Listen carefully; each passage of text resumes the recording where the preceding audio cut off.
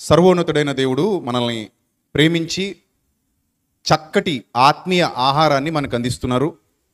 ఎంతమంది ఈ ఆత్మీయ ఆహారాన్ని భుజిస్తున్నారో వాళ్ళందరూ కూడా బలపరచబడుతున్నారు, దీవించబడుతున్నారు, ఆశీర్వదించబడుతున్నారు. బలవంతులుగా, స్థిరులుగా, కదలని వారుగా, ప్రభు కార్యాభివృద్ధి యందు ఎప్పటికీ ఆసక్తిపరులుగా, నిందారహితులుగా ముందుకు కొనసాగుతున్నారు. దేవుని మాట శక్తి కలిగినది, బలము కలిగినది. అది మన ఆత్మీయ జీవితాన్ని వృద్ధి పొందించేదని అనేక సందర్భాల్లో మనం ఇప్పటికే నేర్చుకున్నాం కదా. మనల్ని పడిపోయే సమయంలో నిలబెట్టేది ఏదైనా ఉంది అంటే దేవుని మాట. తప్పు దారిలోకి వెళ్ళిపోతున్నాం అనుకున్నప్పుడు సరైన దారిలోకి ఏదైనా నడిపిస్తుందంటే దేవుని మాట. ఉజ్జీవం కోల్పోయిన స్థితిలో మరలా తిరిగి ఉజ్జీవింపజేసేది దేవుని మాట. శోధన, వేదన ఆవరించి కృంగిపోయి ఉన్నప్పుడు లేవనెత్తేది దేవుని మాట. భయాన్ని పుట్టించేది దేవుని మాట. భక్తిని పుట్టించేది దేవుని మాట. మరో లోకం ఉంది, నేను అక్కడికి పోవాలనే హెచ్చరికను జారీ చేసేది దేవుని మాట. లోకం అంతా నన్ను విడిచిపెట్టినా నా దేవుడు నన్ను విడిచిపెట్టడు అనే ఒక భరోసా ఇచ్చేది దేవుని మాట. శ్రమలలో, శోధనల్లో, వేదనల్లో నేను తిరిగి కోలుకుంటాను అనే ఆదరణ, ధైర్యం అనుగ్రహించేది దేవుని మాట. ఇన్ని విధాలుగా మన ఆత్మీయ స్థితిని బలపరుస్తుంది దేవుని మాట. ఈ విధంగా మనందరికీ దేవుని మాటను గురించి సరైన పరిచయమే ఉంది. సరైన పరిచయం ఉంది మనకు. దేవుని మాటను గురించి చాలా మంచి పరిచయాన్ని మనం కలిగి ఉన్నాం, మంచి ఆలోచన మనం కలిగి ఉన్నాం. ఆ వాక్యాన్ని బట్టి అతిశయిస్తున్నాం, ఆ వాక్యాన్ని బట్టి ఆనందపడుతున్నాం. అందుకే ఆ వాక్యం కొరకు ఎంత దూరమైనా సరే పరిగెత్తుకుని వస్తున్నాం. ఎంత దూరమైనా సరే పరిగెత్తుకుని వస్తున్నాం. అన్ని పనులు మానుకొని ఈ సహవాసంలో నేను కనబడాలని వస్తున్నాం. అన్ని పనులు పక్కన పెట్టి ఈ సహవాసంలో నేను ఉండాలని వస్తున్నాం.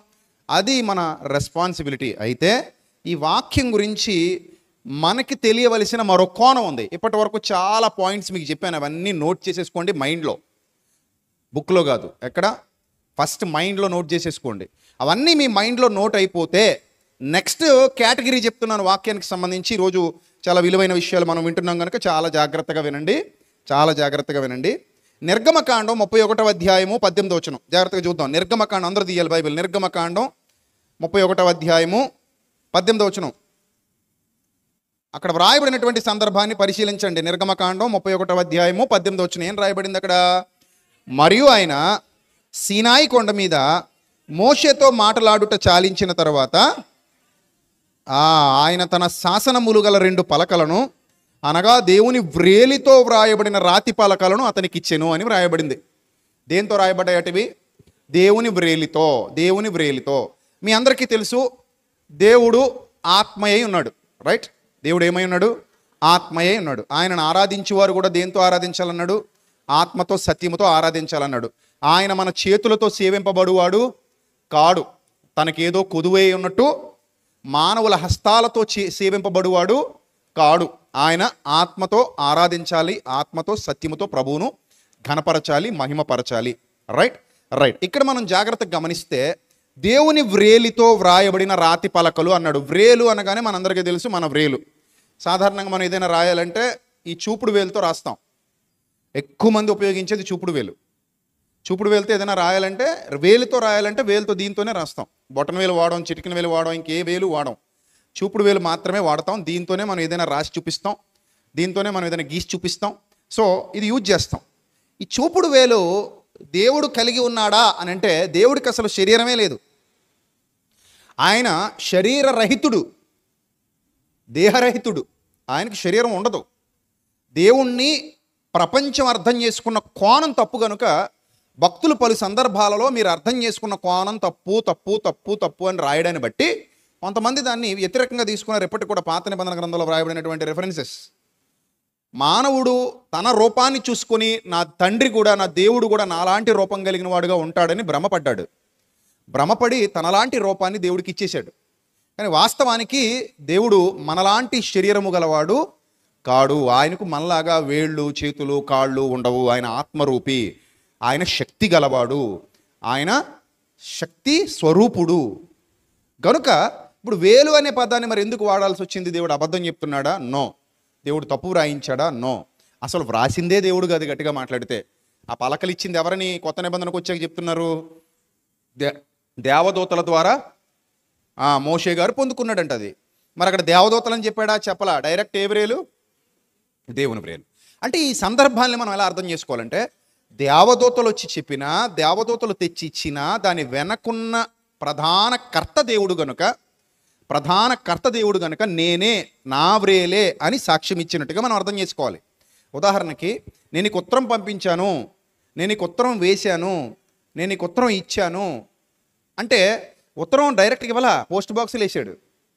పోస్ట్ బాక్సులు వేస్తే అక్కడ వాళ్ళు తీసి మరలా వేరే ఆ ఏరియా పోస్ట్ ఆఫీస్కి, హెడ్ ఆఫీస్కి పంపిస్తే అక్కడ నుంచి మరలా అది వేరే ఆఫీస్కి వెళ్ళి అక్కడ నుంచి పోస్ట్ మ్యాన్ తీసుకుని అక్కడ నుంచి తీసుకొచ్చి నీకు ఇచ్చి, ఇన్ని చేతులు మారినా కూడా నేనే నీకు ఇచ్చాను, నేనే నీకు పంపించాను, నేనే నీకు రాశాను అన్న పదప్రయోగం ఎలాగైతే నేనే రాశాను అన్న పదప్రయోగం ఎలా చేస్తున్నామో, దేవుడు కూడా దూతల ద్వారా పంపించినప్పటికీ ప్రధానకర్త ఆయనే గనుక నేను నీకు రాసిచ్చాను. అయినా పాత నిబంధనలో సర్వసత్యం బయలుపరచబడలేదు, సంపూర్ణ సత్యం ఇంకా బయలుపరచబడలేదు. పాత నిబంధనలో మీరు గమనించినప్పుడు పాత నిబంధనలో అపరిపూర్ణమైన జ్ఞానం కనబడుతోంది. అది క్రొత్త నిబంధనకు వచ్చిన తర్వాత ఏమైంది? సంపూర్ణమైంది.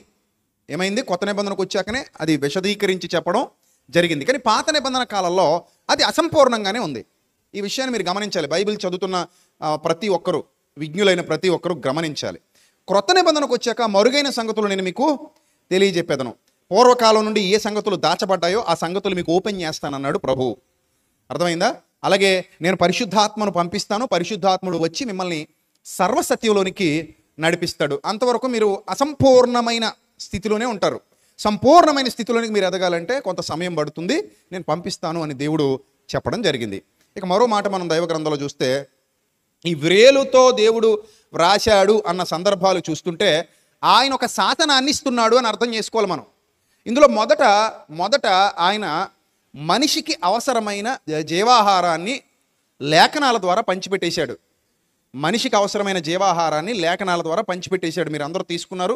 ఇందాక మనం చెప్పినట్టుగా ఆ లేఖనాల్లోని జీవాహారాన్ని బట్టి మనం ఆశీర్వదింపబడుతున్నాం, ఆదరింపబడుతున్నాం. రెండూ చేస్తుంది లేఖనం. ఆశీర్వదిస్తుంది, ఆదరిస్తుంది. అంతేనా? ఇంకేమైనా చేస్తుందా? మీకున్న ఇన్ఫర్మేషను ఆశీర్వదిస్తుంది, ఇంకేం చేస్తుంది? ఆదరిస్తుంది. ఈ రెండే తెలుసు ఈరోజు క్రైస్తవ ప్రపంచానికి. దేవుని వాక్యం ఆశీర్వదిస్తుంది, ఆదరిస్తుంది. ఈ రెండే నేర్చుకున్నారు. కానీ మనకు తెలియని మరో కోణం కూడా ఉంది వాక్యానికి. వాక్యం కరుణ, కృప, దయ, ప్రేమ, జాలి, ఇవి అలాంటి లక్షణాలన్నీ ఎలాగైతే వెదజల్లుతోందో, ఇన్ ద సేమ్ సెన్స్ అదే వాక్యం మరికొన్ని విషయాల పట్ల కూడా మనకు అవగాహన కల్పించడానికి దేవుడు వ్రాయించాడు. ఇవన్నీ మనకు అర్థం కావాలి. టూకీగా చెప్తాను, జాగ్రత్తగా వినండి. మనకు సమయం తక్కువగా ఉంది, టూకీగా చెప్తాను, జాగ్రత్తగా వింటే. దానియేలు గ్రంథం 5వ అధ్యాయము 5వ వచనం ఒకసారి చూద్దాం. దానియేలు గ్రంథం 5వ అధ్యాయము 5వ వచనం చూద్దాం జాగ్రత్తగా. ఆ ఘడియలోనే మానవ హస్తపు వ్రేళ్ళు కనబడి, ఇక్కడ కూడా వేళ్లే కనబడుతున్నాయి. ఇందాక రాతి పలకల దగ్గర కూడా ఆయన వ్రేలితో వ్రాసిచ్చాడు అని చదువుకున్నాం మనం. ఇక్కడ శిక్ష విధించే కాలం ఆసన్నమైనప్పుడు, శిక్ష విధించే సమయంలో కూడా వ్రేలు కనబడుతోందట. ఏం కనబడుతోంది? మానవ హస్తపు వ్రేళ్ళు కనబడి దీపము దగ్గర రాజు యొక్క నగరు గోడ పూత మీద ఏదో ఒక వ్రాత వ్రాయిచున్నట్టుండెనో అని ఉంది. చూసారా? ఏదో వేలు కనబడింది. ఈ వేలు ఏదో రాత రాస్తోంది. రైట్. ఇప్పుడు 24వ వచనానికి వెళ్ళండి. కావున ఆయన ఎదుట నుండి ఈ అరచేయి వచ్చి ఈ వ్రాతను వ్రాసిన శాసనం ఏదనగా మెనే టెకెల్ ఉఫారిసిన్. ఈ వాక్య భావం ఏమనగా, మినే అనగా దేవుడు నీ ప్రభుత్వ విషయంలో లెక్క చూచి దానిని ముగించెను. చూసారా? ఈ భావం ఏంటంటే శిక్షిస్తాను అంటుంది ఈ భావం. అదే వ్రేలు. అక్కడ అదే వ్రేలు ఆదరించే ఆజ్ఞలు ఇచ్చింది, అదే వ్రేలు హెచ్చరించే శాసనాలు ఇచ్చింది, అదే వ్రేలు తీర్పు తీరుస్తాను, ఇక నీ పని అయిపోయిందని వార్నింగ్ ఇస్తుంది. నీ పని అయిపోయింది రాయక అని వార్నింగ్ ఇస్తుంది. మెనే టెకెల్ ఉఫారిసిన్ అంటే దేవుడు నీ ప్రభుత్వ విషయంలో లెక్క చూచి దాన్ని ముగించేస్తున్నాడు. నీ చాప్టర్ క్లోజ్. నీ ఎంటైర్ సామ్రాజ్యం మొత్తం కూలిపోబోతోంది. దేవుడు ముగింపు పలుకుతున్నాడు నీకు, నీ చరిత్రకు ముగింపు పలుకుతున్నాడు, నీ జీవితానికి ముగింపు పలుకుతున్నాడు అని హెచ్చరిక జారీ చేస్తున్నట్టుగా ఇక్కడ మనకు కనబడుతుంది. అదే వాక్యం మరలా ఇందాక మనం చదువుకున్నప్పుడు అదే వాక్యం ఆదరించింది. ఇప్పుడు మనం చదువుకుంటున్నప్పుడు అదే వాక్యం ఏం చేస్తుంది? హెచ్చరిస్తుంది. బలపరిచేది వాక్యమే, బలుపు తగ్గించేసేది వాక్యమే, కాపాడేది వాక్యమే, తొక్కేసేది వాక్యమే, రక్షించేది వాక్యమే, శిక్షించేది వాక్యమే. మనం వాక్యాన్ని ఒక కోణంలో తీసుకుంటాం. ఆ వాక్యం అంటే అమ్మయ్య వాక్యం చదువుతుంటే ఆదరణగా ఉంటుందండి. అందరికీ ఉండదు ఆదరణగా, కొందరికి అదే వాక్యం వింటుంటే భయం వేస్తుంది. ఫేస్తు దగ్గరికి వెళ్ళి పిలిపించుకున్నాడంట పౌలు గారిని ఫేస్తేనా పిలిపించుకుని వాక్యం వింటున్నాడంట. వాక్యం వింటుంటే ఏమేసింది అతనికి? ఏమేసిందమ్మా? భయం వేసింది. భయం వేసి ఏమంటాడు? బాబు ఇక వెళ్ళు, నెక్స్ట్ టైం ఎప్పుడైనా అవకాశం ఉంటే మళ్ళీ పిలిపించుకుంటాను, ఇప్పుడు వద్దన్నాడు. సారీ, ఫేస్తు కాదు, ఫేలిక్స్ క్షమించండి. అపోస్తలుల కార్యాలు 24వ అధ్యాయం 25వ వచనం. అపోస్తలుల కార్యాలు 24వ అధ్యాయము 25వ వచనం. అప్పుడు నీతిని గూర్చియు ఆశానిగ్రహమును గూర్చియు రాబో విమర్శను గూర్చియు ప్రసంగించుచుండగా ఫేలిక్స్ మిగుల భయపడి అన్నాడు. ఫేలిక్స్ ఏమయ్యాడంట? మిగుల భయపడ్డాడంట. అంటే వాక్యం రక్షిస్తుంది, శిక్షిస్తుంది, బలపరుస్తుంది, భయపెడుతుంది. గుర్తుపెట్టుకోవాలి, బలపరుస్తుంది, భయపెడుతుంది, రెండు ఉన్నాయి వాక్యానికి. అందుకే హెబ్రీ పత్రిక 4వ అధ్యాయంలో అంటాడు, హెబ్రీ పత్రికలో ఒక అద్భుతమైన మాట, ఒక విలువైన మాట. 4వ అధ్యాయము 12వ వచనం చూద్దాం. హెబ్రీ పత్రిక 4వ అధ్యాయము 12వ వచనం. ఎందుకనగా దేవుని వాక్యము సజీవమై, జీవం లేనిది కాదు, అది జీవం లేనిది కాదు. ఆ మాటకి ఎప్పుడు శక్తి ఉంటుంది, సజీవము. ఆ మాటలో ఏముంటుంది? శక్తి ఉంటుంది, శక్తులు ఉంటాయి ఆ మాటకి, శక్తులు ఉంటాయి ఆ మాటకి. దేవుని మాటకి శక్తులు ఉంటాయి, శక్తులన్నీ దేవుని మాటలో నిక్షిప్తమై ఉంటాయి. ఆ వాక్యము సజీవమై బలము గలదై రెండంచులు గల ఎటువంటి ఖడ్గము కంటేను వాడిగా ఉండి అన్నాడు. అంటే 2 అంచులు గల ఖడ్గంలా ఉంటుందంటది. 2 అంచులు గల ఖడ్గంలాగా అంత షార్ప్గా ఉంటుందని చెప్తున్నాడు. అటుపక్క ఇటుపక్క కూడా పదునున్న 2 అంచులు గల ఎటువంటి ఖడ్గము కంటేను వాడిగా ఉండి ప్రాణాన్ని, ఆత్మను, ప్రాణం ఆత్మ మనిషి కంటికి కనబడదు. ఇప్పటి వరకు ఏ స్కానింగ్ మిషన్ డిటెక్ట్ చేయలేదు. ప్రాణం ఏంటి తెలీదు, ఆత్మ ఏంటి తెలీదు. నేటి బాహ్య ప్రపంచానికి అందని శక్తి ఆత్మశక్తి. నేటి బాహ్య ప్రపంచానికి తెలియని శక్తి ప్రాణశక్తి. ప్రాణం తెలీదు, ప్రాణం పోయింది అంటాం తప్ప ఎక్కడ పోయింది, ఎలా పోయింది, ఎటు పోయింది ఎవరికి తెలీదు. ఆత్మ వెళ్ళిపోయింది. ఏది ఆత్మ, ఎలాగుంటుంది ఆత్మ, కానీ అందరిలో ఉంది. We can feel it. మనం దాన్ని ఏమవుతున్నాం? ఫీల్ అవుతున్నాం. But no proof. చూపించమంటే చూపించలేం. నీలో ఆత్మ ఉందా అంటే ఉంది, అంతే. ఇప్పుడు దానికి ఎన్నోసార్లు ఎగ్జాంపుల్ చెప్పాను. కరెంట్ ఉందా? ఉంది. కరెంట్ వచ్చిందా? వచ్చింది. కరెంటు పోయిందా? పోయింది. ఇవే మనం వాడే పదాలు. కరెంట్ వచ్చిందా, పోయిందా, ఉందా, ఇవి వాడతాం మనం. ఏది కరెంట్ అంటే ఇంతవరకు కరెంటుని చూసినోడే లేడు, ఎలా ఉంటుందో కూడా ఎవరికి తెలియదు. ఇది నిజం, పచ్చి నిజం. లైట్లో లైట్ వెలుగుతుందంతే, టీవీ పలుకుతుందంతే, రేడియో వినపడుతుంది, సౌండ్ ఫోన్లో సౌండ్ వస్తుంది, బొమ్మ కనబడుతుంది. కరెంటు వల్ల ఇవన్నీ జరుగుతున్నాయి. సౌండ్ వినపడుతుంది, కరెంటు వల్ల జరుగుతున్నాయి. ఎలా ఉంటుందిరా కరెంట్ అంటే మనకు తెలీదు. చూసావా ఎవరైనా అంటే? ఎవడు చూడలేడు. చూస్తే బతక, అంత దగ్గరికి వెళ్ళి చూస్తే బతకడు. ఎందుకంటే దాని పవర్కి మనం తట్టుకోలేము. సో అందుకే దాన్ని ఏమన్నాం అంటే పవర్ అన్నాం. కరెంట్ని ఏమంటున్నాం? పవర్. కరెంట్ అంటే పవర్, అది శక్తి, తెలుగులో శక్తి, విద్యుత్ శక్తి. సో కాబట్టి శక్తి అది ఏ రూపంలో ఉందో ఎవరికి తెలియదు. కానీ ఆ శక్తిని కూడా దేవుని వాక్యం ఏం చేస్తుందట? ప్రాణాత్మలను, కీళ్లను, మూలుగను విభజించునంత మట్టుకు దూరుతోందట. అబ్బా, ఏం పవర్ ఉందండి దేవుని వాక్యానికి. అందుకే word of God, power of God. Word of God is power of God. So అంత శక్తి దేవుని వాక్యానికి ఉంది, అంత బలం దేవుని వాక్యానికి ఉంది. ఆ శక్తి వల్ల, ఆ బలం వల్ల, దేవుని వాక్యం వల్ల ఎన్ని కార్యాలు జరిగాయో మనం దైవ గ్రంథంలో చూడగలం. అంతెందుకు, ఆదికాండం 1వ అధ్యాయం 20వ వచనం ఒకసారి చదవండి. ఆదికాండం 1వ అధ్యాయం 20వ వచనం చదవాలి అందరూ. దేవుడు జీవము కలిగి చలించు వాటిని జలములు సమృద్ధిగా పుట్టించునుగాక అనియు, పక్షులు భూమిపైన ఆకాశ విశాలములో ఎగురునుగాక అనియు పలికెను. ఇది దైవశక్తి. ఏమి చేసెను? పలికెను. పలికితే ఏమొచ్చింది? పదార్థంలో మార్పు వచ్చింది. శూన్యంలో నుండి శూన్యంలో నుండి కొత్త కొత్త రూపాలు బయటకు వచ్చినాయి. శూన్యంలో అదృశ్య స్థితిలో నుండి దృశ్యమైన స్థితిలోనికి వచ్చినాయి. కనిపించని స్థితిలో నుంచి కనిపించే స్థితిలోకి వచ్చినాయి. అసలు ఎంత అద్భుతం అది. ఆయన పలికితే ఆ ఏమీ లేని స్థితిలో నుంచి ఒక అద్భుతం బయటకు వచ్చింది.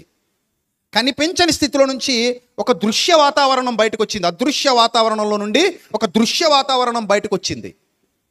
That is power of God, word of God. దేవుని మాటకున్న శక్తి అది. పలికాడంతే, ఆయన మాట పలికాడంతే. ఆ పలికితేనే ఏమైపోతుంది, అక్కడ మార్పు వచ్చేస్తుంది. పలికితే మార్పు వచ్చేస్తుంది. పలికితే అంటే శబ్దానికి శక్తి ఉందా అంటే ఉంది అంటాం మనం. భౌతికంగా శబ్దానికి శక్తి ఉందా అంటే ఉంది.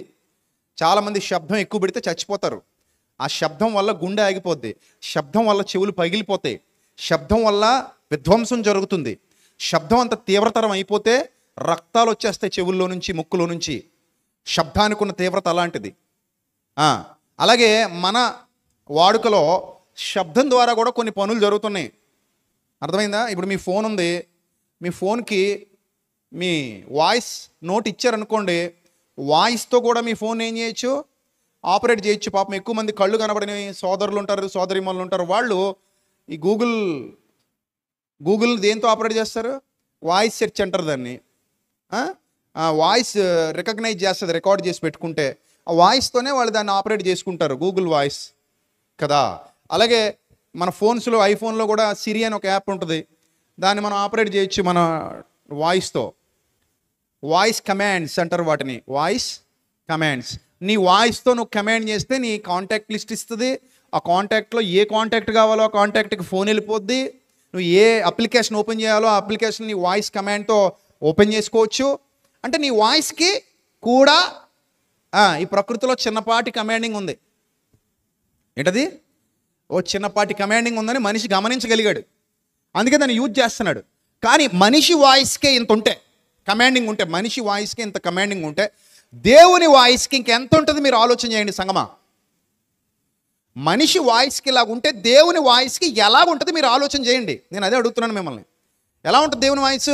మనిషి వాయిస్ కంటే కొన్ని వందల వేల లక్షల కోట్ల రెట్లు పవర్ఫుల్. కాబట్టే కలుగునుగాక అన్నాడు, అంతే. కలుగునుగాక అని పలుకగా సమస్తము ఏమైందమ్మా? కలిగింది. కలుగునుగాక అంటే అంతా కలిగింది. అలాగా ప్రకృతిని కలుగ చేయటానికి మాట వాడాడు దేవుడు, ఆయన శబ్దము. అందుకే నేను అంటున్నాను, మాటలో శక్తులు ఉంటాయి. దేవుని మాటలో శక్తులు ఉంటాయి. దేవుని మాటలో మహాశక్తులు ఉంటాయి. ఆ శక్తులు దేవుని మాటతో ముడివేయబడి చాలా గొప్ప కార్యాలు చేస్తాయి. ఇది మీరు గమనించుకోవాలి. దేవుని మాటలో ఉన్న శక్తుల్ని మీరు గమనించుకోవాలి. దేవుని మాటలో ఉన్న బలాన్ని మీరు గమనించుకోవాలి. అది చిన్నది కాదు. దేవుని మాట అంటే చాలా పవర్ఫుల్, చాలా పవర్ఫుల్. అర్థమైందా? అంటే అయిపోద్ది, అంతే. అంటే ఏమవుతుంది? అయిపోద్ది. అంటే అయిపోద్ది. ఇంకా అందులో ఇంకా డౌట్ లేదు, ఇంకా డౌట్ లేదు. ఆయన అలాగ అన్నారా, అలాగే అవుతుంది. దాన్ని ఆపటానికి ఇంకొకడు లేడు. ఆ పైన ఆ బటన్ ఆపడానికి ఇంకొకడు లేడు. ఆయన మాట స్విచ్ లాంటిది. స్విచ్ నొక్కేశారా అది అయిపోవాలంతే, వెలిగి తీరాలి. అంత శక్తి ఉంది దేవుని మాటకి, అంత బలం ఉంది దేవుని మాటకి. చదివారుగా ఆదికాండలో, కలుగునుగాక అంటే ఏమైపోయిందమ్మా? కలిగిపోయింది. అయిపోవాలంటే అయిపోయింది, అంతే. అయిపోద్ది, అంతే, అయిపోయింది. తర్వాత ఆ మాట గురించి ఇంకొంత బ్రీఫ్ ఇన్ఫర్మేషన్ ఇస్తున్నాడు చూడండి. యోబు గ్రంథం 26వ అధ్యాయము 14 వచనం. మనకి ఎంత తెలుసు యోబు చెప్తున్నారు ఇక్కడ. దేవుని మాట గురించి అట మానవుడికి ఎంత తెలుసు, మానవుడికి ఎంత అవగాహన ఉంది, మానవుడికి ఎంత నాలెడ్జ్ ఉంది అనేది యోబు భక్తుడు ఇక్కడ మాట్లాడుతున్నాడు. యోబు గ్రంథం 26వ అధ్యాయము 14వ వచనంలో వ్రాయబడినటువంటి సందర్భం చూద్దాం. యోబు గ్రంథం 26వ అధ్యాయము 14వ వచనం. మీరు ఆయన కార్యములను, ఇది ఆయన కార్యములలో స్వల్పము, అంతేనా? ఆయన ఏదో ఎక్స్ప్లెయిన్ చేస్తూ ఇది ఆయన కార్యములలో చాలా స్వల్పం, ఇది స్వల్పములు మనకు వినబడుచున్నది మిక్కిలి మెల్లనైన గుసగుస శబ్దం అంట. మనకు వినబడుతున్నది ఏంటట? మిక్కిలి మెల్లనైన గుసగుస. గుసగుస వినపడుతుందంట దేవుడి గురించి మనిషికి, అంతే. మనిషి నీకు దేవుడి గురించి ఎంత తెలుసు అంటే అంటారు కదా, అప్పుడప్పుడు చూడండి, చెవిలో చెప్పుకుంటారు కదా అంటారు, అదే తెలుస్తుంది మనకి. ఆ పక్కన నోడికి ఏం మాట్లాడుతున్నాడు అర్థం అవ్వదు, దాన్నే గుసగుసలాడుకోవడం అంటారు. అంటే గుసగుసలు ఇప్పుడు నా పక్కన ఉన్నోడికి తెలియకూడదు, నేను ఎవరికి చెప్తున్నానో వాళ్ళకి మాత్రమే తెలియాలని చెవి దగ్గరికి వెళ్ళి అంటారు కదా, ఆ గాలి వినపడుతుంటుంది మనకి. ఇదేదో గాలి ఊతున్నాడేటో అనుకుంటాం, గాలి కాదు, గుసగుస. గుసగుస మెల్లగా చిన్నగా. ఎందుకు? మనం గట్టిగా మాట్లాడుకుంటే అవతలడికి ఏమైపోద్ది, వినబడిపోద్ది అని కొంచెం మెల్లిగా సౌండ్ చేయకుండా అలాగా ఆ చెవికి మాత్రమే అందేలాగా మాట్లాడుకుంటారు. మనకు తెలిసింది అదన్నమాట. దేవుడి గురించి మనకు తెలిసిందేది మిక్కిలి మిక్కిలి మెల్లనైనా గుసగుస తెలుసు అనమాట నీకు నాకు. ఈ మాత్రానికే మనం ఎగిరెగిరి పడిపోతామా? ఎంత తెలుసాయా నీకు దేవుని గురించి అంటే? ఎంత అని చెప్పాడు ఇప్పుడు యోబు గారు? చెప్పు ఎంత? గుసగుస గుసగుస గుసగుస అంటున్నాడు. అంతే తెలుసు అంటే నీకు చాలా స్మాల్ థింగ్స్ తెలుసు నీకు దేవుడి గురించి. ఆ మాత్రానికే నేను దేవుడిని అర్థం చేసేసుకున్నాను అనుకుంటే పొరపాటు అని ఆ తర్వాత బాంబు పేల్చాడు. ఏమనంటే గర్జనలు చేయు ఆయన మహాబలమును ఎంతైనది గ్రహింపగలవాడెవడు అన్నాడు. థండర్ ఆఫ్ హిజ్ పవర్ అంటాడు. Thunder of his power.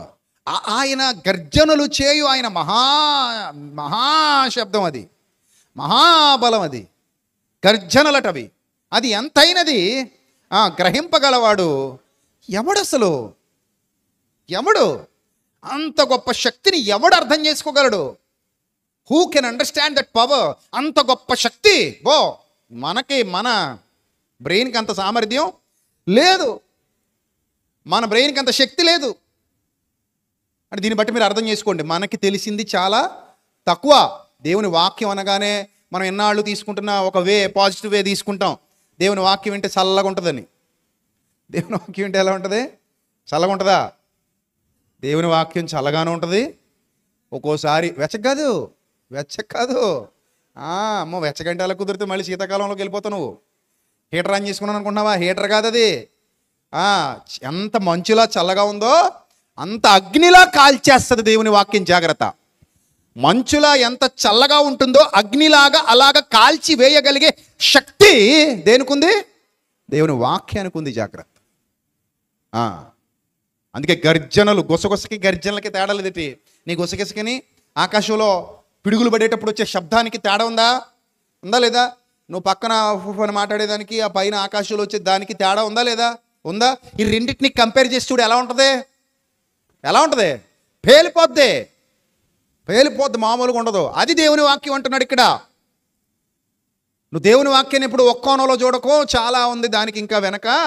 నువ్వు అనుకున్నది చాలా తక్కువ, నువ్వు అనుకొననిది ఇంకా చాలా ఉందని చెప్తున్నాడు ఇక్కడ. నువ్వు అనుకొననిది, నీకు అర్థం కానిది, నీ ఊహకు అందనిది, నీ సామర్థ్యానికి అందనిది, నీ శక్తికి అందనిది, నీ జ్ఞానానికి అందనిది, నీ వివేకానికి అందనిది, నువ్వు ఎంత ట్రై చేసినా ఇంకా దొరకనిది దేవుని శక్తి. అదంత బలమైంది. గర్జనలు చేయు ఆయన మహాబలము అన్నాడు. మహాబలము ఆయన శక్తి. దానిని ఎంతైనది ఎవడు గ్రహింపగలడు? ఇది దేవుని వాక్యం. ఇక ఈ దేవుని వాక్యాన్ని గురించి ఇంత చక్కగా భక్తులు వివరించారు కదా. 2 అంచులు గల ఎటువంటి ఖడ్గము కంటేను వాడిగా ఉంటుంది, ప్రాణ ఆత్మ కీళ్లను మూలుగలను విభజించునంత మట్టుకు దూరుచు మనుష్యుని హృదయం యొక్క తలంపులను కూడా ఆలోచనలను కూడా అది ఏం చేస్తుందట? వెతికేస్తుందట, శోధించేస్తుందట, వెతికేస్తుంది. నీ లోపలికి వెళ్ళి నీ ఆలోచనలు వెతికేయగలిగి నీ బ్రెయిన్లో ఉన్న డేటా మొత్తం స్కాన్ చేసేసి మొత్తం స్కాన్ చేసేసి అందులో ఉన్న డేటా మొత్తం బయటికి తీసేసుకోగలిగే సామర్థ్యం ఈ ప్రపంచంలో ఎవరికైనా ఉందా? చివరికి నీకు కూడా లేదని ఎందుకు చెప్తున్నాను తెలుసా? కొన్ని విషయాలు నీకే గుర్తుండి సావు, కానీ లోపల ఉంటాయి. అవి ట్రిగ్గర్ పాయింట్ కనెక్ట్ అవ్వలేదు కాబట్టి నీకు బయటికి రాదు అది. అందుకే అప్పుడప్పుడు అంటుంటావు చూడు, నోటి దాకా వస్తుందని బయటికి రా. నోటి దాకా వచ్చింది ఎందుకు రాదు బయటికి? కొట్టు వెనకాల ఊడిపడద్ది. ఏమంటాం మనం? ఇక్కడ దాకా వచ్చిందంట, ఇక్కడ దాకా వచ్చేసిందంట, ఇక్కడ నుంచి ఏమంటలేదంట, బయటికి రావట్లేదట అది. అండ్ అర్థం ఏంటంటే ట్రిగ్గర్ అవ్వలేదు కానీ లోపల ఉంది అది. అంటావు ఒకేసారి సడన్గా గుర్తొస్తుంది, అంటావు గుర్తొచ్చింది అంటావు. అలాగా ఈ లోపల ఉన్నాయి ఆల్రెడీ ఇన్బిల్ట్గా, లోపల చాలా ఉంది లోపల డేటా. ఈ డేటా మొత్తం స్కాన్ చేసేయచ్చు. యాక్సెస్, దేవునికి యాక్సెస్ ఇవ్వడానికి నీ దగ్గర పాస్వర్డ్లు గట్రా ఏం అడగడు ఆయన. అరే నాయన నీ సిస్టమ్ని యాక్సెస్ తీసుకుందాం అనుకుంటున్నాను, ఇస్తావా? పాస్వర్డ్ ఇస్తావా అని అడగడు ఆయన. ఎందుకంటే నువ్వు ఆయనకు దొరకని పాస్వర్డ్లు ఎప్పటికీ పెట్టలేవు. అర్థమైందా? ఆయనకు దొరకకుండా పాస్వర్డ్ పెట్టడం నీ వల్ల కాదు. నీ బ్రెయిన్లో ఉన్న మొత్తం డేటా ఎప్పటికప్పుడు తీసేసి స్కాన్ చేస్తాడు ఆయన. నా గురించి నాకు తెలిసిన దానికంటే కూడా, నీకు తెలిసిన దానికంటే కూడా ఆయనకి ఎక్కువ తెలుసు. కాబట్టి సమస్తాన్ని ఆయన ఏం చేస్తున్నాడు? స్కాన్ చేస్తున్నాడు. సో ఇప్పుడు దేవుని వాక్యాన్ని మనం అర్థం చేసుకుంటే, ఆయన పవర్, ఆయన వ్రేలుతో రాశాడు అనగానే అవసరమైతే శాసనం చేయగలడు, లేకపోతే రక్షణను గూర్చి వివరించగలడు, ఆదరించగలడు, ఖండించగలడు, ఆదరించగలడు, బుద్ధి చెప్పగలడు. ఈ విషయాన్ని మీరు అందరూ గుర్తుపెట్టుకోవాలి. ఆదరించగలడు, అట్ ద సేమ్ టైం ఏం చెప్పగలడు? బుద్ధి చెప్పగలడు, శిక్షించగలడు. అంతెందుకు, మీరు చాలాసార్లు చదువుకున్నారు యోహాను సువార్తలో 8వ అధ్యాయంలో. ఒకసారి ఆ వచనాన్ని గుర్తు చేస్తాను చూడండి. యోహాను సువార్త 8వ అధ్యాయం 6వ వచనం. యోహాను సువార్త 8వ అధ్యాయం 6వ వచనం. తీయాలి, బైబిల్ తీయాలి అందరూ. యోహాను సువార్త 8వ అధ్యాయం 6వ వచనం. ఆయన మీద నేరం మోపాలని ఆయన్ని శోధించుచు ఇలాగున అడిగిరి. అయితే యేసు వంగి నేల మీద వ్రేలితో ఏమో వ్రాయిచుండెను. యోహాన్ గారు ఏమన్నారంటే ఏమో రాస్తున్నారు అన్నారు. ఇంతకీ ఏమి రాస్తారు ఆయన ఆ సమయంలో అని అంటే, యేసు ప్రభు ఏం చేసినా పనికిరానిది అయితే ఆయన చేయరు, అంతే కదా. సరదాగా ఏదో రాయరు కదా. ఆయన ఏం చేసినా పనికొచ్చేదే చేస్తారు. పనికిరాని పని అయితే ఏది కూడా ఆయన చేయరు. ఆయన ఒక కార్యం చేస్తున్నారు అంటే ఆ కార్యం విలువైనదై ఉండాలి, ఆ కార్యం శక్తిగలదై ఉండాలి, ఆ కార్యం గొప్పదై ఉండాలి. అలాంటి గొప్ప కార్యాలు ఆయన చేస్తారు తప్ప పనికిరాని కార్యాలు ఆయన చేయరు. ఇప్పుడు ఆయన వ్రేలితో ఏదో రాస్తున్నారు. కొంతమంది బైబిల్ పండితులు ఏం చెప్పారంటే, అక్కడ వచ్చిన వాళ్ళు అందరి పాపాలు రాస్తున్నారు అని చెప్పారు. కొంతమంది బైబిల్ పండితులు ఏం చెప్పారంటే, ధర్మశాస్త్రంలో ఆజ్ఞలు రాస్తున్నారు అని చెప్పారు. ఇంతకీ ఆయన రాసేది ఆజ్ఞలా లేకపోతే వాళ్ళ పాపాలా ఏంటనేది మనకి బైబిల్ వివరణ ఇవ్వలేదు, కనుకనే ఏమో వ్రాయిచుండెను అన్నాడు. ఇంతకీ మనం ఒక ఆలోచన చేస్తే, ఆయన ఏం రాసినా ఏం రాస్తాడు? పనికొచ్చేదే రాస్తాడు. వాళ్ళు భయపడుతున్నారు, అక్కడ భయపడి రాళ్ళు విడిచిపెట్టి వెళ్ళిపోయారు అని అంటే, మీలో పాపం లేనోడు మొదటరా ఏంట్రా అనగానే వాళ్ళు భయపడి వెళ్ళిపోయారు అంటే, ఆయన ఏదో గట్టిగానే రాశారు. అక్కడ చిన్న చిన్నగా అయితే రాయలేదు, ఏదో మొత్తం మీద గట్టిగానే రాశారు. ఏమి రాశారో మనకు తెలీదు, బైబిల్ కూడా చెప్పలేదు కాబట్టి మనం ఇది అని చెప్పలేము. కానీ ఏదో పవర్ఫుల్ వర్డ్ అక్కడ వ్రాయబడింది. ఆ పవర్ కాళ్ళు తట్టుకోలేక భయపడ్డారు. ఆ పవర్ దేవుని పవర్, అది దేవుని శక్తి. అది ఫేలిక్స్ భయపడినట్టు దేవుని వాక్యానికి ఎవడైనా భయపడాల్సిందే. ఆయన చల్లని మంచు వంటివాడు, భయంకరమైన జ్వాలాగ్ని, ఆయన దహించు అగ్ని, ఆయన ప్రచండమైన జ్వాల. ఈ రెండు కోణాలు దేవుని వాక్యానికి ఉన్నాయి. రెండు కోణాలు, రెండు పార్శ్వాలు దేవుని వాక్యానికి ఉన్నాయి. ఈ రెంటిని మీరు అర్థం చేసుకోవాలి, ఈ రెంటిని మీరు గమనించగలగాలి, ఈ రెంటిని మీరు గ్రహించగలగాలి. కేవలం ఒకే కోణంలో దేవుని వాక్యాన్ని ఎప్పుడూ తీసుకోవద్దు. ఇంకొక మాట మీకు చెప్తాను. హెబ్రీ పత్రిక 12వ అధ్యాయము 25వ వచనం. హెబ్రీ పత్రిక 12వ అధ్యాయము 25వ వచనం చూద్దాం. మీకు బుద్ధి చెప్పుచున్న వారిని నిరాకరింపకుండునట్లు చూచుకొనుడి. ఏంటట? చాలా సందర్భాల్లో బుద్ధి చెప్పేవాళ్ళు అంటే ఈ లోకానికి నచ్చదు. బుద్ధి చెబితే చాలు సంఘంలోంచి మాయమైపోతాం అవసరం అయితే. అవునా కదా? బుద్ధి చెబితే ఎక్కడి నుంచి మాయమైపోతాం? సంఘంలో నుండి మాయమైపోతాం. ఎందుకంటే ఏమండి నన్ను ఏంటంటే ఇంతంత మాట అనేసారు, నన్ను ఎలాగనేస్తే ఎలాగండి, మరి నేను పెద్ద దేవుని తర్వాత దేవుళ్ళు అంటుండే కదండి, నన్ను అలాగ అనకూడదండి, నన్ను ఎలాగనేస్తే ఎలాగండి అంటుంటారు కొంతమంది. నువ్వు దేవుని సన్నిధికి వచ్చిన తర్వాత పసిపిల్లాడి లెక్క. దేవుని సన్నిధికి వచ్చిన తర్వాత ఎవరి లెక్క? పసిబిడ్డ లెక్క. పసిబిడ్డ తల్లి ఒడిలో ఎలాగైతే ఉంటాడో, తండ్రి ఒడిలో ఎలాగైతే ఉంటాడో, దేవుని సన్నిధిలో కూడా అలా ఒదిగిపోతేనే దేవుడు నిన్ను ఆశీర్వదిస్తాడు, దేవుడు నిన్ను హెచ్చిస్తాడు, దేవుడు నీ శ్రమకాలంలో నీ మొర్ర వింటాడు, నీ శోధనలన్నిటిలో నుండి విడిపిస్తాడు, నిన్ను కాపాడుకుంటాడు, సంరక్షించుకుంటాడు. దావీదు చూడండి, ఎప్పుడు చిన్నపిల్లాళ్ళ బిహేవ్ చేశాడు దేవుని సన్నిధిలో. చిన్నపిల్లాడు ఎలా ఉంటాడో అలాగే ఉన్నాడు దేవుని సన్నిధిలో. దావీదుని మీరు అబ్జర్వ్ చేయండి, కావాలంటే దావీదుని అబ్జర్వ్ చేయండి. చిన్నపిల్లలు ఎలాగైతే తల్లిదండ్రుల దగ్గర బిహేవ్ చేస్తారో అదే విధంగా దావీదు దేవుని సన్నిధిలో బిహేవ్ చేశాడు. కీర్తనలన్నీ చదవండి ఇంటికి వెళ్ళిన తర్వాత. ఆ కీర్తనలన్నింటిలో కూడా పసివాణ్ణి తండ్రి నేను అన్నట్టే బిహేవ్ చేస్తాడు. పసివాణ్ణి తండ్రి, నీ చంకను ఎత్తుకుని ఇప్పటికీ నడిపిస్తున్నావు అంటాడు. నీ చంక పెట్టుకుని నన్ను ఇప్పటికీ నడిపిస్తున్నావు, నేను ఒక పసివాణ్ణి, నీ ముందు నేను ఎప్పటికీ పసివాడినే, నీ ముందు నేను ఎప్పటికీ చిన్నవాడినే, నీ ముందు నేను ఎప్పటికీ చిన్నదాన్నే. ప్రభువా నీ సన్నిధిలో నేను ఒక బిడ్డగా వచ్చాను. నేను అధికారిగా రాలా, నేను చదువుకున్నవాడిగా రాలా, నేను ఉద్యోగస్తుడిగా రాలా, నేను వ్యాపారస్తుడిగా రాలా, నేను జ్ఞానవంతుడిగా వివేకవంతుడిగా ఏదో ప్రపంచాన్ని అంతటినీ జయించిన వాడిగా రాలా. ఇక్కడికి నేను ఒక పసివాడిగా వచ్చాను, పసిదానిగా వచ్చాను. నీ సన్నిధిలో అలానే కూర్చున్నాను తండ్రి, నేను పసివాణ్ణి తండ్రి, పసిదాని తండ్రి. ఈ పసిబిడ్డను నీ హస్తాలతో బలపరిచి, నీ అరచేతులలో చెక్కుకొని, నీ కనుసన్నల్లో కాపాడుతూ కడవరకు నడిపించు తండ్రి అనే పసితనపు భక్తి జీవితం కావాలి. పసిపిల్లల్లాగే ఉండాలి దేవుని సన్నిధిలో, కానీ మాయోపాయములకు కొట్టుకుని పోయే పసిపిల్లల్లా ఉండకూడదు. అర్థమైందా? చిన్న బిడ్డ వలె దేవుని రాజ్యమును అంగీకరించని వాడు నా వాడు కాడు. ఈ చిన్న బిడ్డలను నా యొద్దకు రానియుడి దేవుని రాజ్యం ఎవరిదట?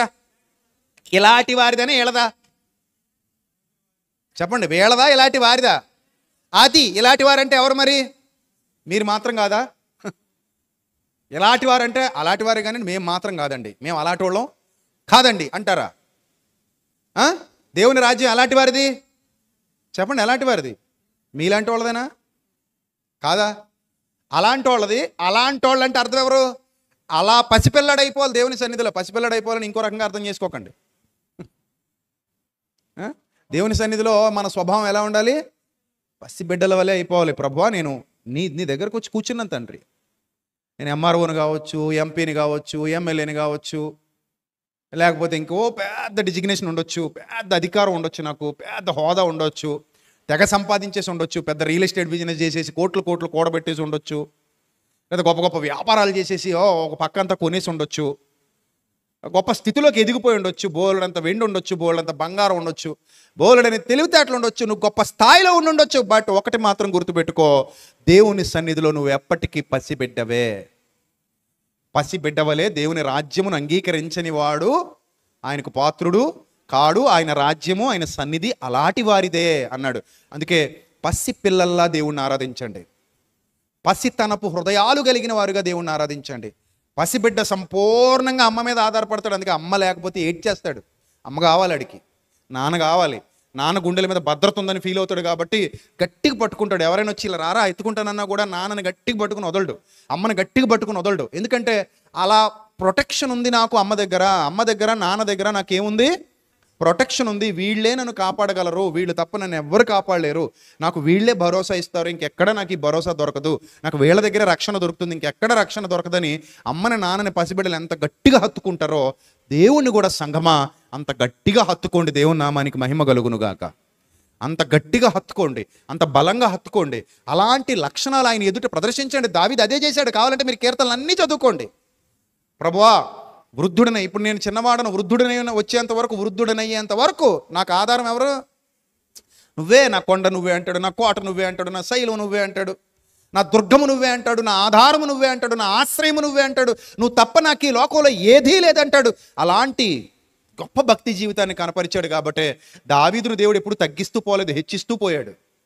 వాగ్దానాల మీద వాగ్దానాలు దావీదుకు కుమ్మరించబడ్డాయి, అనుగ్రహించబడ్డాయి. సంపూర్ణ ఆశీర్వాదం గలవాడే మరణంలో ఆయన దేవుణ్ణి స్తుతిస్తూ మహిమపరుస్తూ తన కుమారుడికి హెచ్చరికలు చేస్తూ మంచం మీద ఉండి దేవుని సన్నిధికి ప్రాణం విడిచిపెట్టి వెళ్ళగలిగాడు వృద్ధాప్య దశలో.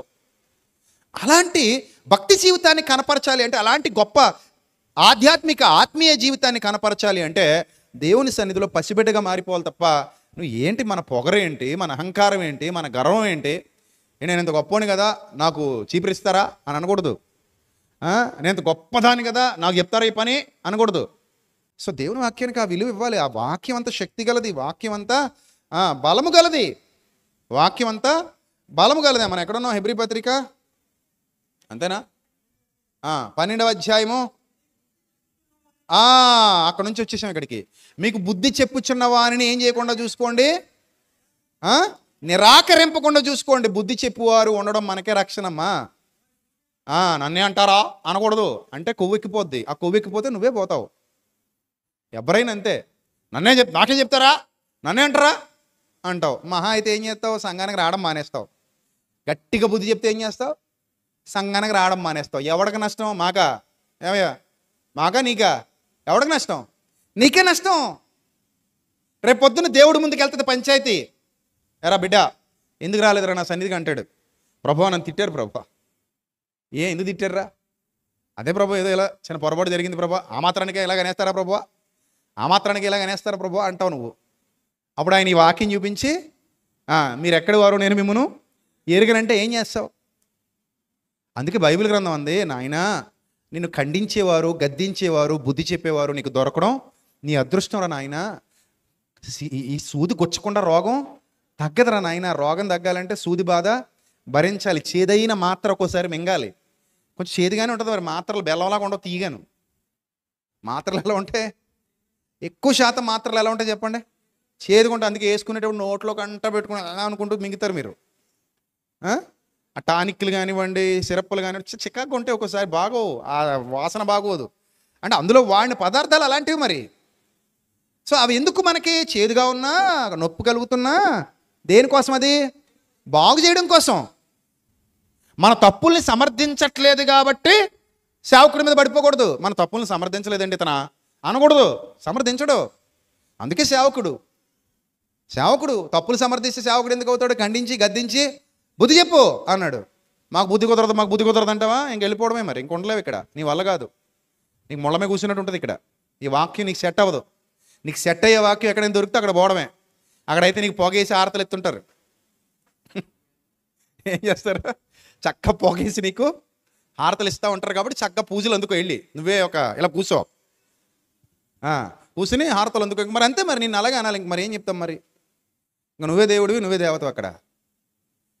అందుకే మీరు సిగ్గుపడవలసిన సంగతులు ఏమవుతున్నారు అన్నాడు? సంఘాన్ని అతిశయపడుతున్నారు అన్నాడు. మీరు సిగ్గుపడాలి. ఇలాంటి పనులు చేసినందుకు సిగ్గుపడండి. సిగ్గుపడకపోగా సిగ్గుపడవలసిన సంగతులు ఏమవుతున్నారంట? అతిశయపడుతున్నారు. సిగ్గుపడండి అన్నాడు. కాబట్టి ఎవడైనా మనకి బుద్ధి చెబుతున్నప్పుడు నిరాకరింపకున్నట్లు చూసుకోండి. అలాంటిది దేవుడే బుద్ధి చెబుతున్నప్పుడు అస్సలు నిరాకరించకూడదు. ఎందుకంటే ఇక్కడ ఫైనల్గా ముగింపుకి వెళ్తానని చూడండి. వారు భూమి మీద నుండి బుద్ధి చెప్పిన వానిని నిరాకరించినప్పుడు తప్పించుకొనకపోయిన ఎడల, బాగా అర్థం చేసుకోండి, భూమి మీద నుండి బుద్ధి చెప్పిన వానిని నిరాకరించినప్పుడు తప్పించుకొనకపోయిన ఎడల, పరలోకము నుండి బుద్ధి చెప్పుచున్న వానిని విసర్జించు మనము తప్పించుకొనకపోవుట మరి నిశ్చయము కదా అన్నాడు. అండర్లైన్ చేసుకోండి, పెద్ద అక్షరాలతో పేపర్ మీద రాసుకోండి. పరలోకము నుండి, ఎక్కడి నుంచమ్మా? పరలోకము నుండి బుద్ధి చెప్పుచున్న వానిని విసర్జిస్తే, పరలోకం నుండి బుద్ధి చెప్పుచున్న దేవునిని విసర్జిస్తే మనము తప్పించుకొనకపోవుట మరీ నిశ్చయము కదా. రైట్? నిజమేనా? ఎస్. ఆయన ఎక్కడి నుంచి బుద్ధి చెప్తున్నాడు? పరలోకము నుండి బుద్ధి చెబుతున్నాడు. మరి విసర్జిస్తావా? విసర్జిస్తే తప్పించుకోగలవా? విసర్జిస్తే గెలవగలవా? విసర్జించి బతకగలవా? విసర్జించి జీవించగలవా? రేపొద్దున లెక్క చెప్పగలిగే ధైర్యం, శక్తి నీలో ఉన్నాయా? లేవు. అందుకే పరలోకము నుండి బుద్ధి చెప్పుచున్న వానిని మీరు ఏం చేయకూడదమ్మా? తృణీకరించకండి, విసర్జించకండి, వద్దని చెప్పకండి. నువ్వెవరు నాకు బుద్ధి చెప్పడానికి అని అంటావా? ఆ గర్వం అవసరమా? అహంకారం అవసరమా? అది ఉండకూడదు. అది ఉంటే నువ్వు నష్టపోతావు, ఎప్పటికీ నష్టపోతావు. నేను మరలా చెప్తున్నాను కదా, దేవుని దగ్గర, దేవుని సన్నిధిలో ఎవరు ఎంత తగ్గించుకుంటారో అంత హెచ్చింపబడతారు. ఎంత తగ్గింపుగా కనపరుస్తామో, ఆ పసిబిడ్డ స్వభావాన్ని ఎంత కనపరుస్తామో అంత హెచ్చింపబడతాం దేవుని సన్నిధిలో. అందుకే మీరు తన్ను తాను తగ్గించుకుని వాడు ఏమవుతాడు అన్నాడు? హెచ్చింపబడతాడు అన్నాడు. సో ఇక్కడ ఏం చెప్తున్నాడు చూడండి. అప్పుడు ఆయన శబ్దము, 26వ వచనం, ఇది చాలా ఇంపార్టెంట్ మన టాపిక్కి, ఈరోజు మీరు వింటున్న వాక్యానికి ఈ వచనాలు చాలా ఇంపార్టెంట్. మీరు బాగా గుర్తుపెట్టుకోండి. మన ప్రసంగాలు మీరు ఎప్పుడు విన్నా కానివ్వండి, రిలేషన్ ఉంటుంది ప్రతి వచనానికి. This is the speciality. మన ప్రసంగాలకు ఉన్న స్పెషాలిటీ ఏంటంటే, చాలా గర్వంగా చెప్తాను నేను, ప్రతి వచనానికి కనెక్షన్ ఉంటుంది. ప్రసంగం మొదలైన తర్వాత మరలా ప్రసంగం పూర్తయ్యేసరికి ఆ కనెక్షన్ కరెక్ట్గా వచ్చి అక్కడ కూర్చుంటుంది. That is the speciality.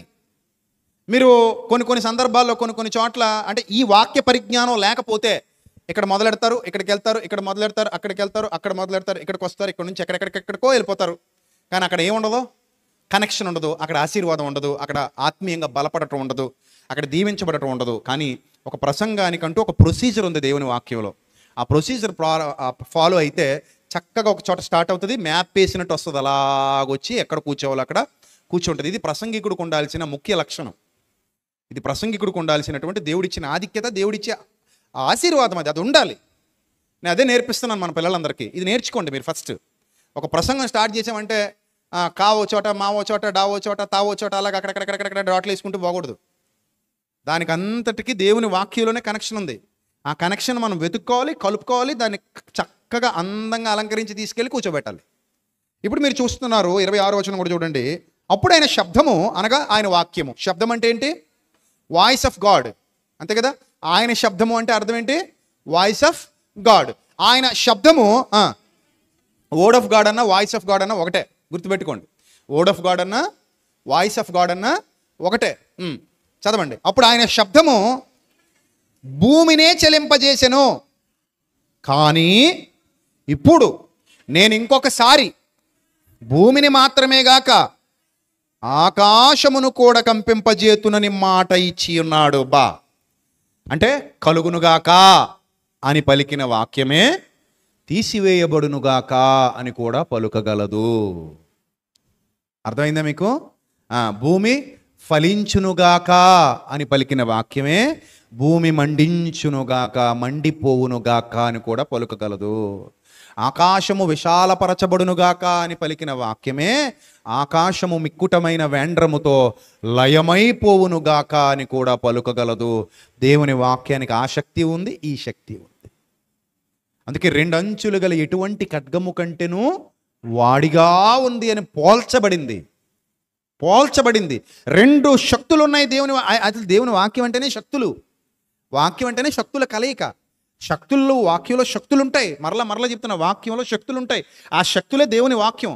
శక్తులన్నిటికీ మూలం దేవుని వాక్యం. అందుకే ఆయన ఇది వరకు చలింపజేసేటట్టు భూమిని, కానీ ఇప్పుడు భూమినే కాదు ఆకాశమును కూడా కంపింపజేస్తానని మాట ఇచ్చాడు. ఇంకొకసారి అను మాట 27వ వచనంలో ఇంకా వివరణిస్తున్నాడు.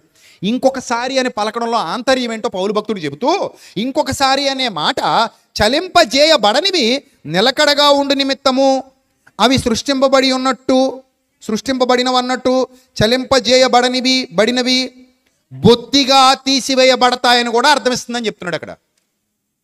ఈ వాక్య భావాన్ని వివరిస్తూ చలింపజేయబడినవి బొత్తిగా ఏమవుతాయట? తీసివేయబడతాయి. అంటే పంచభూతాలు మిక్కుటమైన వేండ్రముతో దేనివల్ల లయమైపోతాయి? వాక్యమే లయం చేసేస్తుంది. సృష్టించేది వాక్యమే, తీసివేసేది వాక్యమే, ఏర్పరచినది వాక్యమే, నాశనము చేసేది వాక్యం. అనగా voice of God, power of God అనే మాటకు అంత శక్తి ఉంది. అందుకే నేను ఎప్పుడు చెప్తాను, దేవుని పిల్లలారా, దేవుడి ఆశీర్వాదం మనకు కావాలి తప్ప దేవుడి శాపాలు మనకి వద్దు. మనకి ఎప్పుడు మన మీద ఏముండాలి? మన మీద, మన కుటుంబాల మీద ఏముండాలి? దేవుని ఆశీర్వాదాలే ఉండాలి తప్ప దేవుని శాపం మనకెందుకు? ఆ శాపానికి మనం ఎందుకు మూట కట్టుకోవాలి? ఆ శాపాన్ని మనం ఎందుకు పోగు చేసుకోవాలి? చరిత్రలో చూసాం కదా, ఈ రక్తం మా మీద, మా పిల్లల మీద ఉండుగాక అన్నారు. ఏమైంది? గర్భిణీ స్త్రీల పొట్టలు కూడా చీల్చేశాడంట ఆ వచ్చినోడు, క్రూరుడు. మొత్తం అందరినీ తుడిచేశాడు. రాతి మీద రాయి నిలిచి పడిపోయింది. అందరూ గొప్ప వధ జరిగింది యెరూషలేములో. క్రీస్తు 70లో భయంకరమైన వధ జరిగింది. రక్తం ఏర్లై పారింది. కిద్రోను వాగులో కలిపేశాడు ఆ రక్తాన్ని. అంత భయంకరమైన శాపాన్ని గొందించుకున్నారు వాళ్ళు. అందుకే దేవుని వాక్యపు దీవెన మనందరి కుటుంబాల మీద ఉండాలి, కానీ దేవుని వాక్యపు శాపం మనందరి కుటుంబాల మీద ఉండకూడదు. మన ఎవ్వరి కుటుంబాల మీద ఆ శాపం ఉండకూడదు. శాపగ్రస్తమైన పట్టణంగా మనం మారకూడదు. శాపగ్రస్తమైన స్థితిలోనికి మనం వెళ్ళకూడదు. శాపగ్రస్తమైన భావజాలం మన కళ్ళ ముందు కనబడకూడదు. అర్థమైందా? ఇప్పుడు చెప్పండి, దేవుని వాక్యానికి 2 శక్తులు ఉన్నాయా? ఏమేమి ఉన్నాయి? సృష్టించగలదు, శిక్షించగలదు, రక్షించగలదు, భక్షించగలదు, కాపాడగలదు, కఠినముగా వ్యవహరించగలదు, తీర్పు తీర్చగలదు, రక్షణ ఇవ్వగలదు. తీర్పు తీర్చేది వాక్యమే, రక్షణ ప్రసాదించేది వాక్యమే. ఇంకో మాట కూడా చూద్దాం మనం ఇక్కడ. ముగింపులోకి వెళ్ళే ముందు పేతురు గారు రాసిన 2వ పత్రిక 3వ అధ్యాయము. పేతురు గారు రాసిన 2వ పత్రిక 3వ అధ్యాయము 5వ వచనం. ఏలయనగా పూర్వము నుండి ఆకాశముండెననియు నీళ్లలో నుండి నీళ్ల వలన సమకూర్చబడిన భూమి దేవుని వాక్యము వలన కలిగిననియు. ఎంత బాగుంది చూడండి. వాక్యం కలుగునుగాక అనగానే నీళ్లలో నుండట, నీళ్ల వలన భూమికి సమకూర్చబడిందట. ఆయన వాయిస్ కమాండ్ ఇచ్చాడు. ఆయన వాయిస్ కమాండ్ ఇవ్వగానే నీళ్లలో నుండి నీళ్ల వలన భూమి ఏమైపోయిందట? సమకూర్చబడిందట. మనలాగా పార పలుగు పట్టుకు బయలుదేరేవాడు కాదు ఆయన. అందుకని దేవుని వాక్యం అంటే శక్తి. స్విచ్ చేయగానే ఫ్యాన్ తిరిగేస్తుంది, కరెంట్ తిప్పేస్తుంది. స్విచ్ చేయగానే లైట్ వెలిగేస్తుంది, కరెంటు. స్విచ్ చేయగానే ఆ సౌండ్ సిస్టమ్ పనిచేసేస్తుంది, మైక్లో నుంచి మీకు వాయిస్ వచ్చేస్తుంది. పవర్ అది. స్విచ్ చేస్తే చాలు పనులు జరిగిపోతున్నాయి. స్విచ్కే పనులు జరిగిపోతున్నాయని మనం కనిపెట్టుకున్నాగా. స్విచ్కే ఏం జరిగిపోతున్నాయి? మిక్సీ తిరిగేస్తుంది, గ్రైండర్ ఏం చేస్తుంది? రుబ్బేస్తుంది, జనరేటర్ ఏం చేస్తుంది? పవర్ ఇచ్చేస్తుంది, కోత మిషన్ ఏం చేస్తుంది? కోత కోసేస్తుంది కదా. స్విచ్ ఆన్ చేస్తారంతే, ఇంజిన్ స్టార్ట్ అయిపోద్ది. ఇంజిన్ స్టార్ట్ అయిపోయిందా పవర్ వచ్చేస్తుంది, పవర్ వచ్చేసిందా పని జరిగిపోద్ది. స్విచ్కే పవర్ వచ్చేస్తుంటే మరి దేవుడు అండి సమస్తాన్ని కలుగు చేసిన వాడు, మనకంటే పవర్ఫుల్ ఆయన. మన టెక్నాలజీ చాలా తక్కువ ఆయన టెక్నాలజీ ముందు. మనది చాలా చిన్నది. కాబట్టి ఆయన మాట భూమిని కలుగజేసింది అని పేతురు భక్తుడు చెబుతూ, నీళ్ల వలన, నీళ్లలో నుండి సమకూర్చబడిన భూమి దేవుని వాక్యము వలన కలిగెను అన్నాడు. దేని వల్ల కలిగిందట ఇది? దేవుని వాక్యము వలన కలిగినని వారు బుద్ధిపూర్వకముగా మరుతురు. ఆ నీళ్ల వలన అప్పుడున్న లోకము నీటి వరదలో మునిగి నశించింది. అయితే ఇప్పుడున్న ఆకాశమును భూమియు భక్తిహీనుల తీర్పు కొరకు నాశనము జరుగు వరకు, దినము వరకు. ఇప్పుడు నీళ్లు పోయి ఏమొచ్చిందమ్మా? నీళ్లు పోయి ఏమొచ్చింది? అగ్ని వచ్చింది. అది చెప్తున్నాడు. నీళ్లు పోయి అగ్ని వచ్చింది. అగ్ని కొరకు నిలువ చేయబడినవై అదే వాక్యము వలన భద్రము చేయబడి ఉన్నవి. చూసారు ఎంత బాగా చెప్పాడో? అక్కడ పౌలు భక్తుడు చెప్పినా, ఇక్కడ పేతురు భక్తుడు చెప్పినా అదే వాక్యము అప్పుడు సమకూర్చబడునుగాక అందట. ఇప్పుడు అదే వాక్యము అగ్ని వలన నశించిపోవునుగాక, పంచభూతములు మిక్కుటమైన వేండ్రముతో లయమైపోవునుగాక. Voice command. నీకు తెలిసిన గూగుల్ కమాండ్ కాదు, నీకు తెలిసిన ఐఫోన్ కమాండ్ కాదు, నీకు తెలిసిన ఆండ్రాయిడ్ కమాండ్స్ కాదు. ఇది నీకు తెలియని వాయిస్ కమాండ్స్. ఆ వాయిస్ ఎవరిదో తెలుసా? దేవునిది. ఆయన కమాండ్ చేశాడు అనుకోండి, ఆయన కమాండ్, ఆయన మాట అంటే అయిపోద్ది. ఆయన మాట అంటే అయిపోద్ది, అంతే అయిపోద్ది. ఆయన మాటలో శక్తులు ఉన్నాయి. ఆ శక్తులు మనిషిని రక్షించగలవు, శిక్షించగలవు. అందుకే దేవుని వాక్యానికి ఫేలిక్స్ భయపడినట్టుగా విశ్వాసులుగా మీరు ఇంకా భయపడాలి, ఇంకా జాగ్రత్త పడాలి. ఎందుకంటే దేవుని వాక్యంతో మనం ఆటలాడకూడదు, దేవుని వాక్యంతో మనం ఇష్టం వచ్చినట్టుగా వ్యవహరించకూడదు. అది భయపడాలి, దేవుని వాక్యానికి, దేవుని సన్నిధికి భయపడాలి, దేవుని మాటకు భయపడాలి. ఎందుకంటే మనం ఎంతకాలం బతుకుతాం ఇక్కడ ఈ భూమి మీద? కొంతకాలం బతుకుతాం. ఈ భూమి మీద ఉన్న బ్రతుకులో, ఈ చిన్న జీవితంలో ఎప్పుడు ఈ లోకాన్ని విడిచిపెట్టి వెళ్ళిపోతాం మనకు తెలియదు. ఈ కాపాడాలి అంటే ఎవరు కాపాడాలి మనల్ని? దేవుని మాటే కాపాడాలి. నీ బాధల్లో, నీ కష్టాల్లో, నీ కన్నీళ్లలో, నీ శ్రమల్లో, నీ ఇరుకుల్లో, నీ ఇబ్బందుల్లో, నీ శోధనల్లో, నీ వేదనల్లో నిన్ను నిలబెట్టి కాపాడి రక్షించి సంరక్షించి చివరికి పరలోకం వరకు నిన్ను చేర్చాలంటే ఏది చేర్చాలి? దేవుని వాక్యమే చేర్చాలి. మీ ఆత్మలను రక్షించుటకు శక్తి గలది కూడా వాక్యమే. యాకోబు పత్రిక 1:21 వందల సార్లు చదువుకున్నారు. మీ ఆత్మలను రక్షించుటకు శక్తి గలది ఏంటి? వాక్యమే. అంత గొప్పది వాక్యం.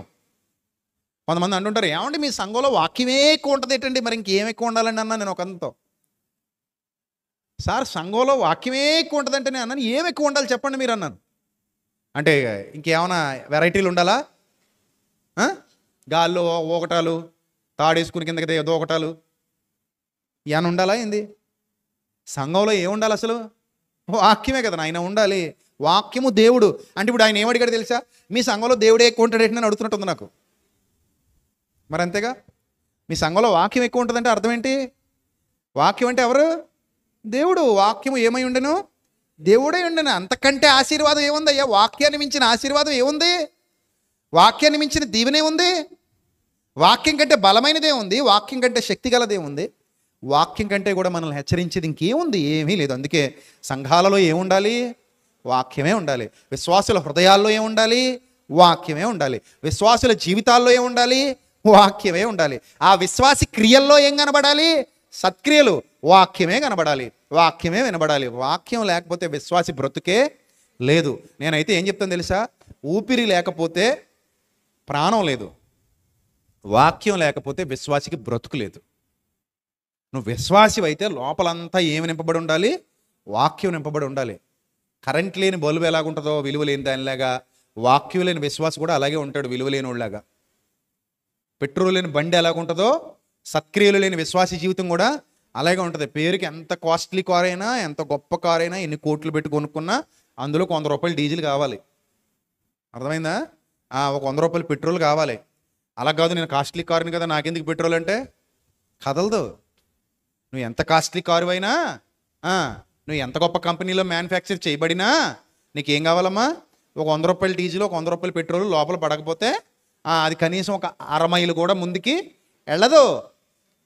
అది ముందుకు వెళ్ళాలంటే ఇది కావాలి. అలాగే నువ్వు ఎంత గొప్పవాడు అయినాగా నువ్వు పరలోకం పోవాలంటే దేవుని వాక్యం కావాలి. నువ్వు ఎంత గొప్పదాని అయినాగా పరలోకం పోవాలంటే దేవుని వాక్యం కావాలి. దేవుని వాక్యం లేకుండా నువ్వు ఎక్కడికి పోలేవు. ఏ ఆశీర్వాదం నీకు రాదు, ఏ దీవెన నీకు రాదు, నీ కుటుంబానికి ఏ మేలు జరగదు. నీ కుటుంబంలో కూడా వాక్యమే ఉండాలి, నీ హృదయంలో వాక్యం ఉండాలి, నీ జీవితంలో వాక్యం ఉండాలి, నీ బ్రతుకులో వాక్యం ఉండాలి. ఆ వాక్యానికి ఉన్న శక్తి నీకు అర్థం కావాలి. ఈ మధ్యాహ్న కాల సమయంలో ఈ ప్రసంగం ద్వారా మీరు ఈ విలువైన సంగతులు నేర్చుకున్నారని నేను అనుకుంటున్నాను. వాక్యానుకున్న శక్తి, వాక్యానుకున్న బలం, వాక్యానుకున్న పవర్ అది మనలో ఉంటే మనకు వచ్చేస్తుంది ఆటోమేటిక్గా పవర్. అది మన లోపల నిలిచి ఉన్నప్పుడు మన నాలుకకు, మన చూపుకి, మన చేతులకి శక్తి వస్తుంది. ఆయన ఇస్తాడు ఆ శక్తిని, ఆయన ఇస్తాడు ఆ బలాన్ని, ఆయన ఇస్తాడు. అందుకే పౌలు అన్నాడు, నువ్వు గుడ్డివాడవైపోతావు అన్నాడు. పౌలు సామాన్యుడే, కానీ ఆ బరయేసుని శపిస్తాడు. నువ్వు గుడ్డివాడవైపోదువుగాక, సూర్యుని చూడకుందువుగాక అంటాడు. అంతే.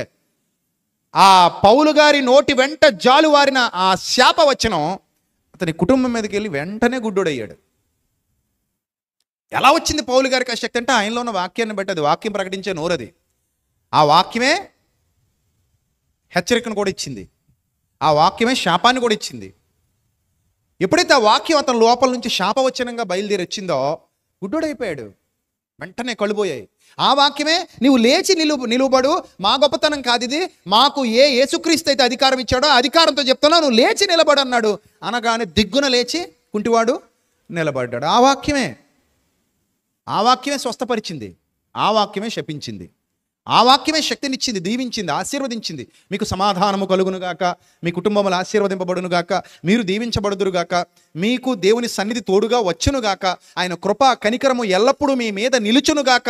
ఇవన్నీ కూడా ఆ భక్తులు, ఆ సేవకులు, అపోస్తలులు, సేవకులు పలికినవి. ఆ మాటలన్నీ కూడా అదే వాక్యం దీవించింది, అదే వాక్యం శపించింది. అందుకే నేను ఎప్పుడు చెప్తాను మన పిల్లలందరికీ, మన మీద దీవెనలు ఉండాలి తప్ప ఏముండకూడదు? చెప్పండి, అందరూ చెప్పండి, ఏముండకూడదు? శాపాలు ఉండకూడదు. మనకు వద్దది దరిద్రం, మనకు అస్సలు వద్దు. ఆ పెంట వద్దు. మనకు కావాల్సింది దీవెన మాత్రమే, మనకు కావాల్సింది ఆత్మ సంబంధమైన ఆశీర్వాదం మాత్రమే, మనకు కావాల్సింది ఆత్మ సంబంధమైన ఆధిక్యత మాత్రమే. అందుకే దేవుని వాక్యమందు నిలిచి ఉన్నవాడు ధన్యుడు. నా యందు మీరును, మీ యందు నా మాటలును నిలిచి ఉన్న ఎడలా అన్నాడు దేవుడు. ఎవరి హృదయంలో దేవుని వాక్యం పుష్కలంగా నివసిస్తుందో వారు ధన్యులు, వారి జీవితాలు ధన్యములైనవి, వారి బ్రతుకులు ధన్యములైనవి. గుర్తుపెట్టుకోండి, రక్షించేది వాక్యమే, శిక్షించేది వాక్యమే. జాగ్రత్త. మీకు బాగా అర్థమైందని అనుకుంటున్నాను. ఫైనల్గా చెప్పే మాట ఒక మాట. ఏంటది? జాగ్రత్త. తలలు వంచండి, ప్రార్థన చేసుకుందాం. మహాపరిశుద్ధుడైన మా కన్న తండ్రి, మహోన్నతుడ, దయగల దేవ, కృపగల ప్రభువ, ఇంతవరకు విలువైన వాక్యముతో పిల్లలందరినీ ఆశీర్వదించారు, వాక్యముతో వారి హృదయాలను నింపారు. అందును బట్టి స్తోత్రం తండ్రి. పిల్లల కుటుంబాలను ఆశీర్వదించండి, మీ కృపలో బలపరచండి, భద్రపరచండి, మీ సత్యముతో సంధించండి. వారు విని విడిచిపెట్టే గుంపులోగాక విన్న వాక్యమును అనుసరించి జీవించగలిగే భాగ్యాన్ని ప్రసాదించమని, మీ శక్తి చేత, మీ బలము చేత పిల్లలందరినీ అలంకరించమని తండ్రి. ఇంకను జరగబో కార్యములన్నీ మీ నామ మహిమ కొరకు, మీ నామ ఘనత కొరకు మేము జరిగించినట్లు, ముఖ్యముగా మా పరిచర్య వెనకుండి ప్రోత్సహిస్తున్న సహకారులైన మీ పిల్లలందరినీ దీవించమని, జరగబోతున్న కార్యక్రమాలన్నిటి వెనుక మీరు ఏర్పరుచుకున్న మీ బిడ్డలు ప్రభువా సాధనాలుగా నిలువబడి, శక్తితో బలముతో అభిషేకించబడి, ఇంకను ప్రభువా సంఘమును క్షేమాభివృద్ధికరమైన స్థితిలోనికి నడిపించుటకు, అనేక మంది ఇక్కడికి వచ్చి ఆశీర్వదింపబడుటకు, అనేక మంది ఈ ప్రాంగణంలో దీవించబడుటకు, అనేక మంది ఇక్కడ మీ సన్నిధిలో నిలువబడి ప్రార్థిస్తున్నప్పుడు వారి ప్రార్థనలకు జవాబు లభించినట్లుగా, ప్రతి విధమైన శోధనలో నుండి మీ పిల్లలు విడిపించబడి ఆత్మీయంగా వర్ధిల్లునట్లుగా తండ్రి, ఇక్కడ మీ సహవాసములో, మీ సన్నిధిలో, మీ కాపుదలలో ఇక్కడున్న పిల్లలందరినీ పెంపారింపజేస్తూ, ఆలోచింపజేస్తూ, మీ శక్తి చేత, మీ బలము చేత అలంకరిస్తూ మరిన్ని గొప్ప కార్యాలు మీ కొరకు జరిగించడానికి మా అందరినీ యుద్ధ సన్నద్ధులుగా నిలబెట్టుకోమని వేడుకుంటూ, వచ్చిన ప్రతి బిడ్డ జీవితంలో మీరుండి ప్రతి ఒక్కరికి ప్రభా చీకటి తొలగించి వెలుగునివ్వమని, ప్రతి ఒక్కరి కుటుంబాలలో వెలుగులు నింపమని, ప్రతి ఒక్కరి జీవితంలో వెలుగులు నింపమని వేడుకుంటూ, యేసుక్రీస్తు ప్రభు వారి దివ్య నామంలో ఈ ప్రార్థన మనవులు సమర్పించి, అలాగే లైవ్లో వీక్షిస్తున్న బిడ్డలను కూడా దీవించి ఆశీర్వదించి బలపరచమని, విత్తబడిన వాక్యం వారి హృదయాలలో, వారి కుటుంబాల్లో కూడా ఫలింపజేయమని వేడుకుంటూ ఈ ప్రార్థన సమర్పించి మీ వద్ద నుండి జవాబు పొందుకొనుచున్నాం మా కన్న తండ్రి. ఆమెన్. దేవుడు మిమ్మల్ని మీ కుటుంబాల్ని బహుగా దీవించి ఆశీర్వదించునుగాక. Amen. Thank you. God bless you. Thank you.